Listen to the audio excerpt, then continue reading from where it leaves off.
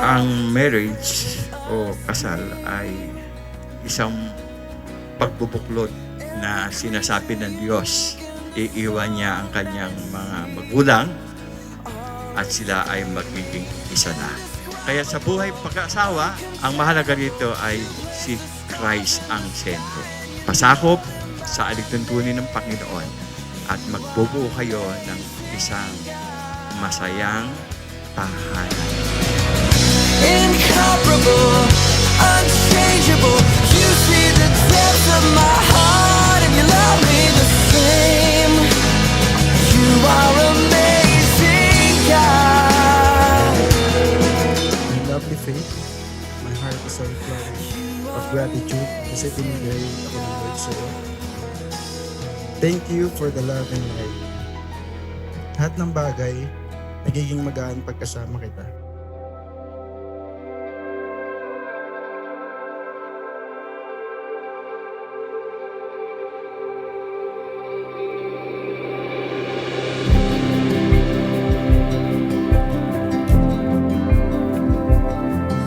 Hi, Dre! Finally, we're here sa isa sa mga special moments ng buhay natin. It's been 10 years since sinagot kita bilang first boyfriend ko. Pero parang kahapon lang yun. Si Faith kasi napakabait niya, tapos ang sweet ng look, tapos napaka-godly in character, tapos family-oriented.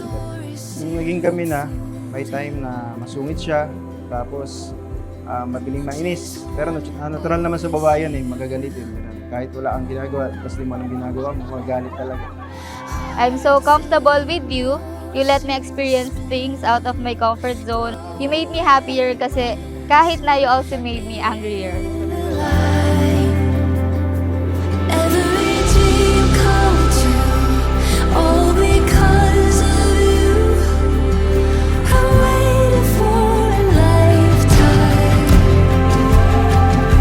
In everything I do, you are the one I choose. Forever and for always.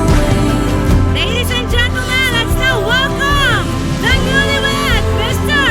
and Mrs. Remotely and Heralding Faith Party!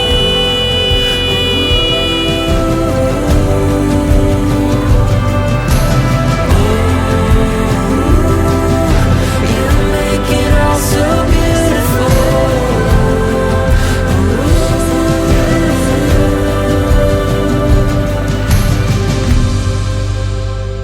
I thank God for giving me you. Truly, Christ is the foundation and center of this relationship. Hindi ko pinagpipray na magkaroon ng partner. But you came into the picture, you rock my world. Ikaw lang yung nag-move ng ganyan. I mean, hindi ka natakot kay daddy, hindi ka na-intimidate sa akin. Most especially, naghintay ka ng 3 years bago ako mag-yes sa'yo.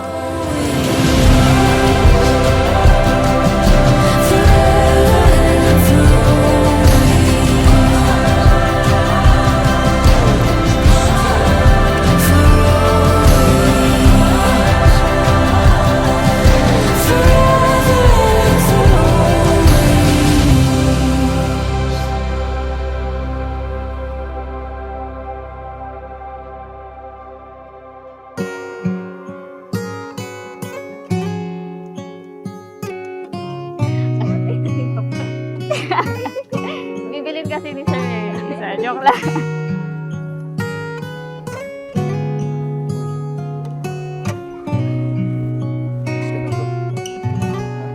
Mag-ready ka na, mag-ipon ka.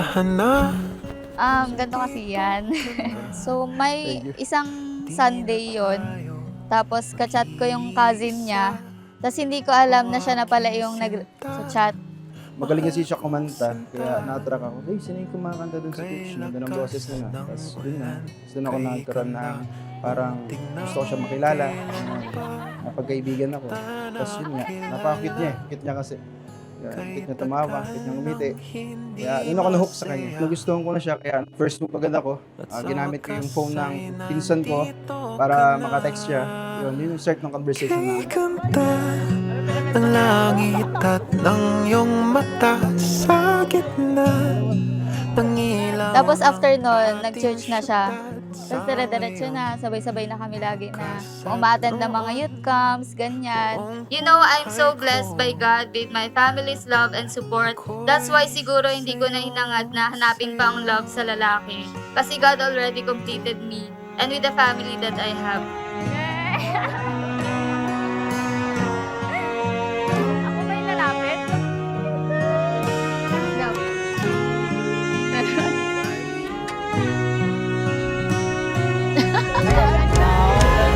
Sa ngayon at sa Bibigyan na ng anggal yan. pagtanda.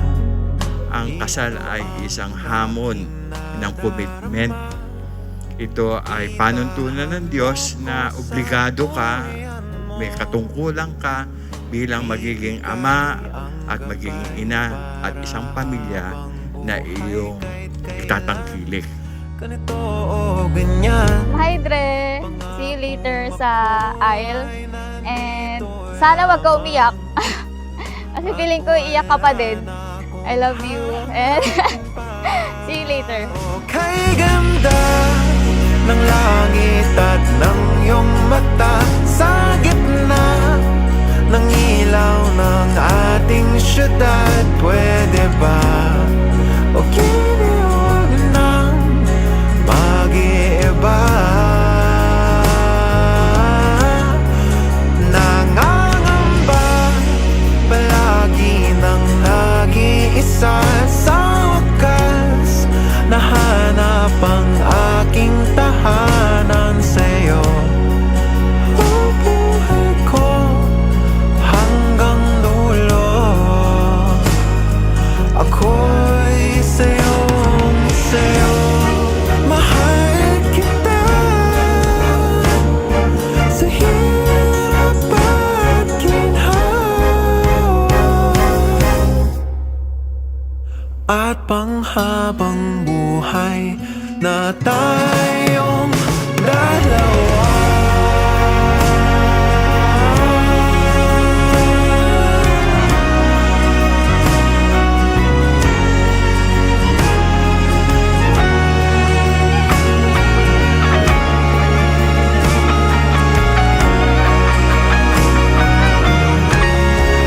O kay ganda ng langit at ng iyong mata, sa gitna ng ilaw ng ating syudad, pwede ba o huwag nang mag-iiba?